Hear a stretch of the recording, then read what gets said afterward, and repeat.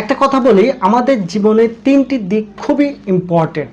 এই তিনটি দিক হলো ডিসিশন, ডাইরেকশন এবং ডেস্টিনেশন।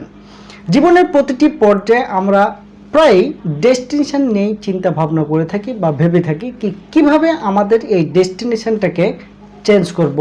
কিন্তু এই ডেস্টিনেশন টোটালি ডিপেন্ড করে আপনার ডিসিশন এবং ডাইরেকশনের উপর। আপনি যদি এই ডিসিশন এবং ডাইরেকশনকে উইদিন সময়ের মধ্যে চেঞ্জ করতে পারেন, তাহলে কিন্তু আপনার ডেস্টিনেশন এত দ্রুত বা খুব অল্প সময়ের মধ্যে চেঞ্জ হয়ে যাবে না। ডেস্টিনেশন চেঞ্জ হওয়ার জন্য প্রলং পিরিয়ড বা একটি সার্টেন টাইমের প্রয়োজন হয়ে পড়ে। তাই তো ডিসিশন এবং direction is very much required to growth your life. As for example, একটি ছোট্ট বাচ্চা তার বাবাকে বলছে, বাবা আমি জীবনে কিভাবে সফল হব। বাবা বলল, সিম্পল, তোমার দৃষ্টিভঙ্গি বদলাও। তাৎক্ষণিক বাবা বাচ্চাটিকে বলল, তুমি কোন দিকে তাকাচ্ছ? বাচ্চাটি বলছে, আমি যেদিকেই তাকাই বাবা, সেদিকেই শুধু ছায়া দেখি।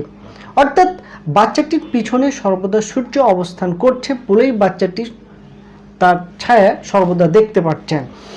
তো বাবা তাৎক্ষণিক বাচ্চাটিকে বলল, তুমি টার্ন অ্যারাউন্ড করো, অর্থাৎ তুমি ঘুরে দাঁড়াও।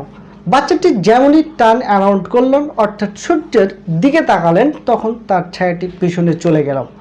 অর্থাৎ আমাদের জীবনে আমরা যখন ভুল দিকে তাকিয়ে থাকি, তখন আমরা সর্বদাই অন্ধকারে দেখে থাকি।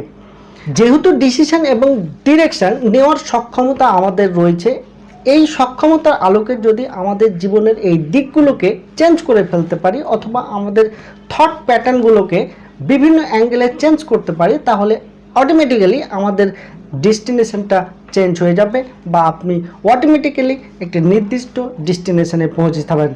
আজ থেকে নিশ্চয় আপনি আপনার ডিসিশন এবং ডিরেকশনগুলোকে চেঞ্জ করার আপ্রাণ চেষ্টা করবেন, দেখবেন অটোমেটিক্যালি আপনার ডেস্টিনেশন চেঞ্জ হয়ে যাবে। সেই জন্য তো বলি, রাইট থেকে চলতে থাকুন, পেয়ে যাবেন আপনার নির্দিষ্ট ডেস্টিনেশন। ভালো লাগলে কমেন্টস করবেন। সকলকে ধন্যবাদ।